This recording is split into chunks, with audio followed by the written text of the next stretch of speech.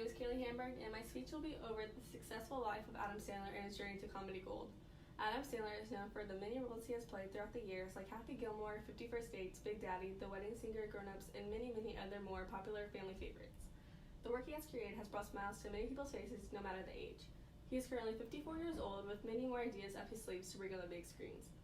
Sandler was born September 9, 1966, in Brooklyn, New York, and has lived there for most of his childhood with his three older siblings and parents, Stanley and Judy Sandler.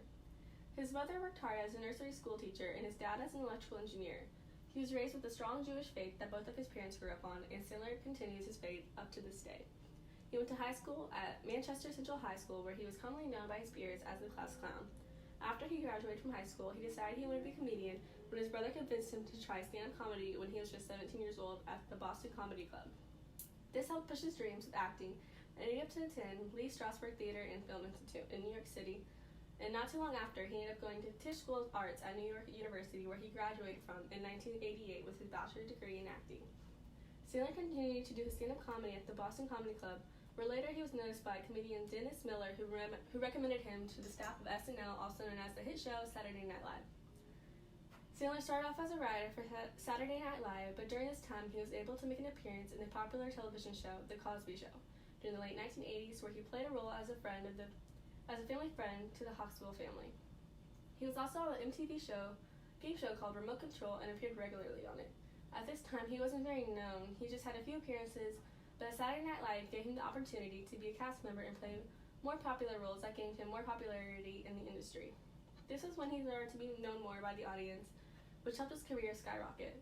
It wasn't until the 1990s when Sandler started getting more film roles as a goofy character, like in the movie Coneheads in 1993 and Airheads in 1994. At this time is when he started acting with other popular known comedy actors like Chris Farley, David Spade, and Brendan Fisher. He ended up making good friends with these people and appeared on many of the movies with them. His career didn't stop there. He ended up being in many other family-friendly films like Happy Gilmore in 1996 and in The Wedding Singer in 1998. These weren't just minor roles he was playing, but in fact lead roles that gained him a lot of recognition. In 1999, he made his own company in the film industry called Happy Madison Productions, where many of the films had cast members from his previous shows on SNL.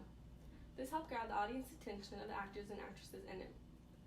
Although Sandler is known for the roles in his own company, many don't know that he has 5 albums and over 80 songs, all having to do with comedy.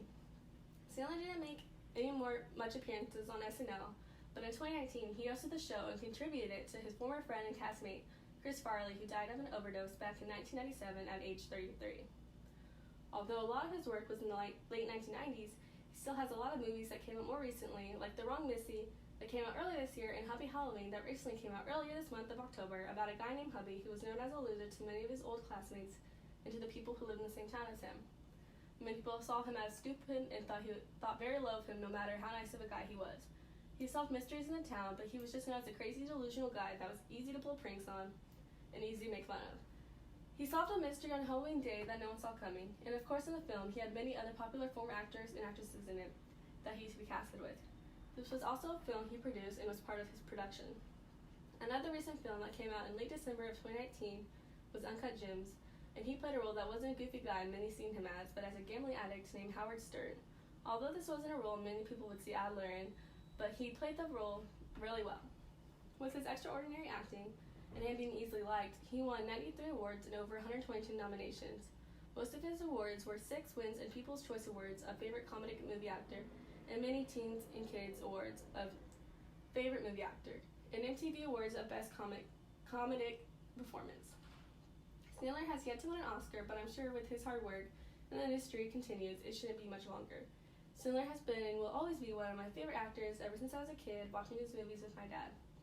Even though he's just an actor to many people, he has helped me through a lot of times in need when I just wanted to have a laugh. He was always going to be seen to me as someone I can go to when I'm feeling down. He's a down-to-earth man who appears to be humble. He's donated a lot of his money to different organizations like Animal Rescue Foundation, Feeding America, Clothes Off Our Back, Toys for Tots, and other popular organizations.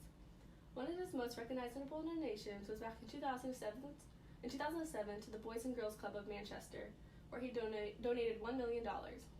Having an actor not only good on the screens, but good to the community says a lot about him and his value as a person. Thank you for listening to my speech.